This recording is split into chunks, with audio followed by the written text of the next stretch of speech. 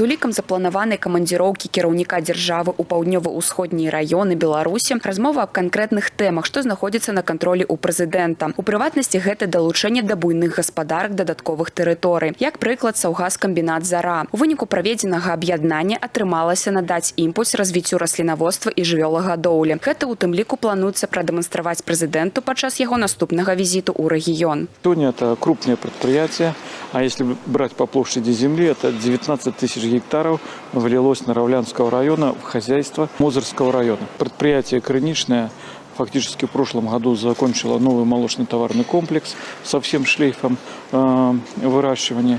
И сегодня там производство молока 25 литров и выше на одну корову. Фактически более 8 тысяч идет производство молока по результатам прошлого года. И мы продолжили строительство еще одного молочно-товарного комплекса. Второй вопрос – это Мозырская «Зара», развитие полного цикла. Это и строительство нового свинотоварного комплекса, реконструкция молочно-товарного комплекса, строительство компактного. Мы считаем, что больше и не надо мехдвора со своим ремонтом, хранением техники для этой территории. Ну и строительство комплекса зерносушильного очистительного комплекса хранением зерна для этой территории. Асобная тэма дакладу забеспячэння эфектыўнай працы сеткі райаграсервісаў. Перадавыя падыходы ў гэтым пытанні адпрацоўваюцца на вопыце прадпрыемства «Мазыртэхсервіс». Тут не толькі рамантуюць і аднаўляюць тэхніку, але і ведуць уласную вытворчасць неабходных у сельскай гаспадарцы агрэгатаў і прычэпнога абсталявання. Здесь выпускаются опрыскиватели под потребности, широкозахватные культиваторы для обработки земли предпосевной. Это и 4, 6 и 10-метровые культиваторы. То есть мы видим, какая потребность в сельском хозяйстве, и на базе Рада сельхозтехник, ну, вот, допустим, как агрокомплект, Калинковичский наш завод, который выпускает плуги и глубокорыхлители, мы формируем понимание, где у нас узкое место, определяем, какая это будет техника, проектируем ее и фактически выпускаем под сезон, под потребность наших аграриев.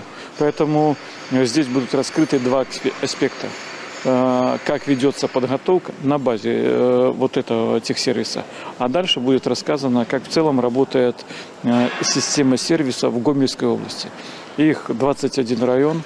Сервисов у нас 16, и есть один сервис, работает на 2 района по ремонту техники. Не все производят технику, но в кооперации кто-то что-то производит.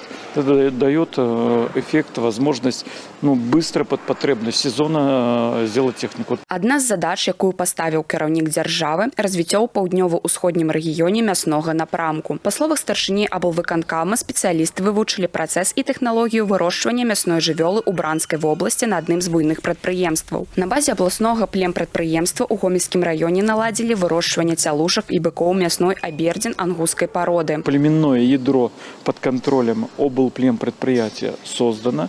Оно будет контролироваться, а на базе площадок и ферм мясокомбинатов будет выращиваться мясная порода для того, чтобы потом переработать на том же мясокомбинате, максимально снизить затраты и уже подать, как мы говорим, мраморную говядину сразу покупателю в магазин. Это сократить пути между производителем, переработчиком. Переработчик и производитель будет в одном лице. Поэтому я думаю, что это даст свой эффект в конечном результате. Это точно так, как в Мираторге.